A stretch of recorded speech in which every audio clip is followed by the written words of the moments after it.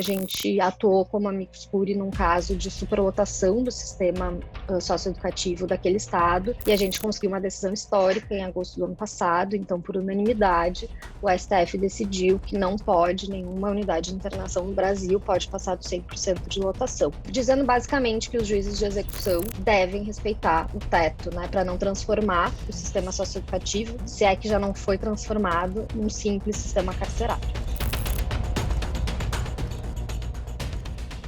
O meu primeiro contato com o IBCCRIM se deu pelos anos de 2007, 2008, quando eu estava na graduação, já estudando um pouco mais a área do direito penal,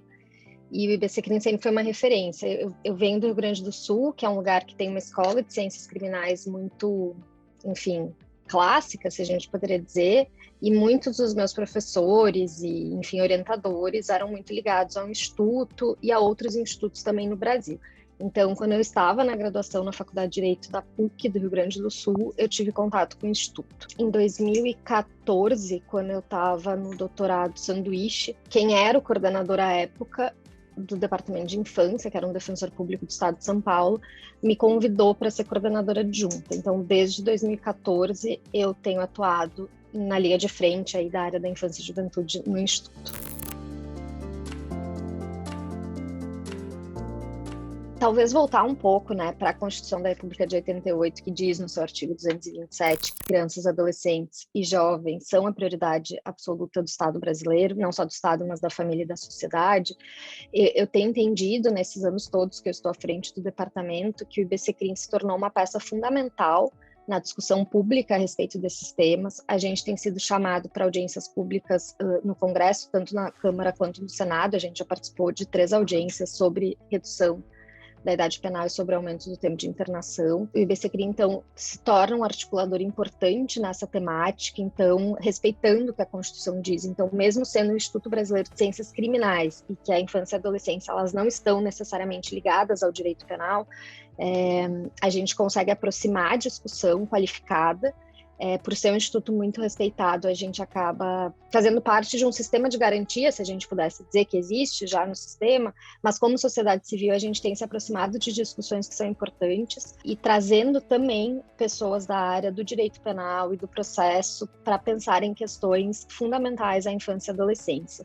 E a gente poderia exemplificar isso a partir da atuação que a gente faz, trazendo dados, trazendo evidências científicas, empíricas, para mostrar tanto para os nossos parlamentares, quanto para a mídia,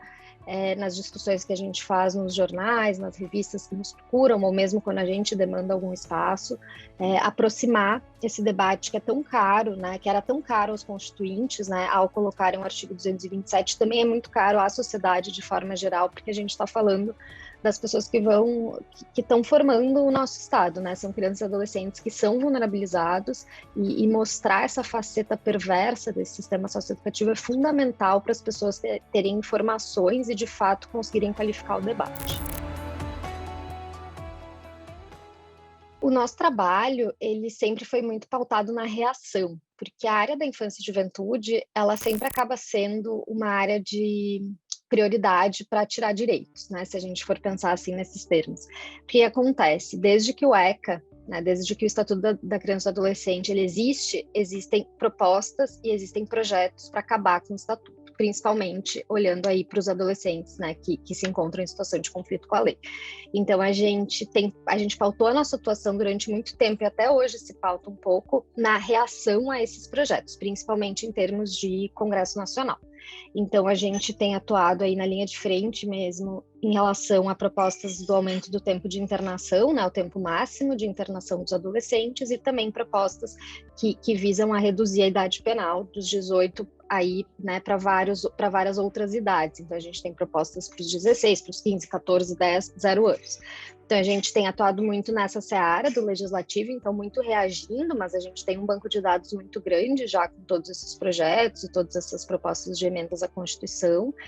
E aí, de alguns anos para cá, mais ou menos desde 2017, a gente tem tentado se organizar para não só reagir, mas também propor várias questões. Então, a gente tem atuado em parceria com várias outras organizações, especialmente as defensorias públicas estaduais, e aí eu vou citar um caso concreto que eu acho que é bastante importante, que é a Defensoria Pública do Espírito Santo. Então, a gente atuou como amicus curiae num caso de superlotação do sistema socioeducativo daquele estado, e a gente conseguiu uma decisão histórica em agosto do ano passado. Então, por unanimidade, o STF decidiu que não pode, nenhuma unidade de internação no Brasil pode passar dos 100% de lotação. Isso é uma decisão histórica, porque garante, de fato, o que o Estatuto da Criança e do Adolescente trazem no seu texto, além de definirem parâmetros, né, de internação, ou seja, dizendo basicamente que os juízes de execução devem respeitar o teto, né, para não transformar o sistema socioeducativo, se é que já não foi transformado, num simples sistema carcerário.